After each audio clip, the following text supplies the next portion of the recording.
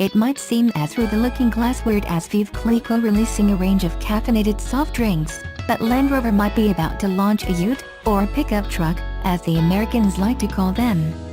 Speaking at the first Australian drive of the enticing new 2018 Land Rover Discovery, JLR's Australian Managing Director Matthew Wiesner admitted he would dearly love to see a pickup truck in the Land Rover range, because it would have enormous sales potential in Australia and, frankly, around the world, with Mercedes-Benz, for one, about to launch a high-end competitor for the Toyota Hilux. A pickup would be the #1 desired product for us, Wiesner said.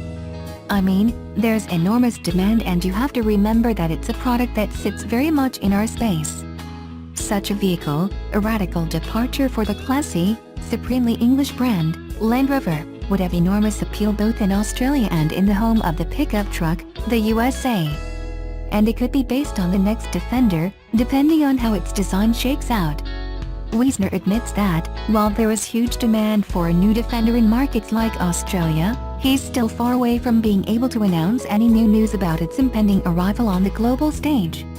I can only tell you that what global design boss, Jerry McGovern said about Defender at the Discovery launch earlier this year remains our official position, Wiesner said. McGovern told Car Advice in Utah earlier this year that he was sick of Australian journalists asking about Defender but that it's going to be nothing like those bloomin' concept cars, above, we showed a few years ago, because we took the mic with those. Our brand has been on a journey of transformation, and the Discovery is the latest step on that. It's less polarizing, more appealing. He added. We haven't always been known for great design in the past, because we came from a very functional base. The cars look like they did so they could do what they had to, but that's what I want us to be known for. Design. You'll see that on Defender, it is coming. We've pushed Discovery closer to Range Rover, which will allow the Defenders to come in under that. McGovern says the brand will be split into 3 pillars, with Range Rover standing for exclusivity, Discovery equaling versatility, while Defenders are going to be all about their durability. The end goal is to have a bigger family of Land Rovers available, allowing the company to build volume and tap into the growth in SUV demand. The Defenders, when they come, there will be a whole family of them, and if you look at where we currently are and where we could be in 6 or 7 years' time, it's a massive shift, McGovern said. So, Defender is coming, and a Ute version might well be part of its offering, but for now, it's a case of wait and see. Land Rover has confirmed full details for its all-new Discovery range ahead of its official showroom arrival next month.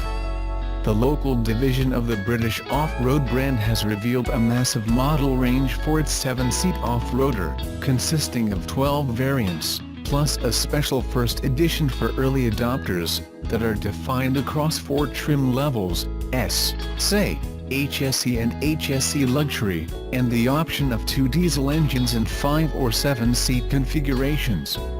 The range opens up at $65,960, plus on-road costs, for the entry-level, 5-seater Discovery STD4 and tops out at $131,871, plus on roads, for the fully loaded first edition that is limited to 2,400 vehicles worldwide. All Discovery models ride on a new, lighter aluminium platform that was first introduced on the latest generation Range Rover luxury SUV and, apart from contributing to significant fuel economy savings, liberates more interior space within the cabin. Measuring 4970mm long, 2220mm wide and 1846mm tall, the Discovery is 141mm longer than its predecessor, but is marginally narrower and sits lower. However, Land Rover's designers have pushed the wheels further into each corner of the car, extending the wheelbase by 38mm, to open up the cabin. As a result, the second row of seats can be pushed forward by 160mm to comfortably accommodate adults up to 1.91 m tall in the final row. Each also comes standard with an 8-speed automatic gearbox and all-wheel drive transmission. A low-range transfer case and air suspension are available as options on S models but are fitted as standard on all other variants.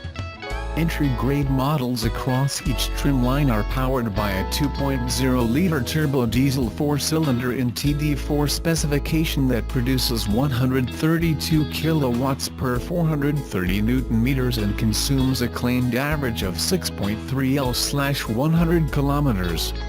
Mid-spec SD4 variants have an upgraded version of the same engine that increases power outputs to 177 kilowatts per 500 Nm without too much penalty in fuel consumption, reaching a claimed average of 6.5 L/100 km.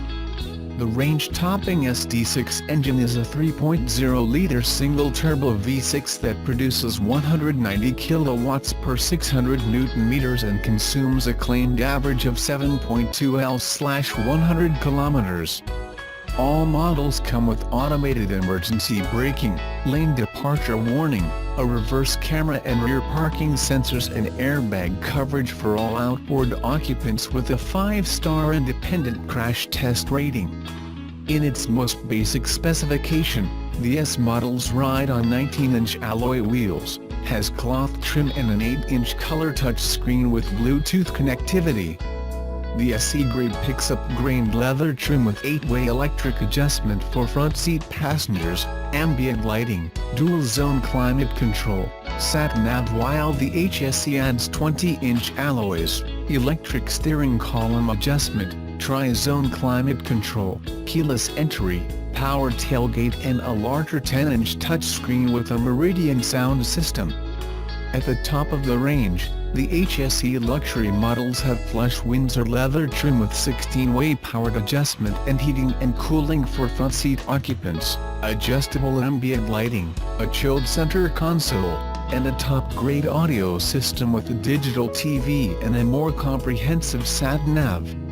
Like all Land Rover models, there is a long list of options allowing customers to personalize the Discovery, including the 7-seat configuration which costs $3,400 across the range. The assertion that Tesla's autopilot features reduces airbag deployments by 40%, made by the National Highway Traffic Safety Administration back in January, may use faulty data and cannot be replicated by researchers, a lawsuit filed on Wednesday claims.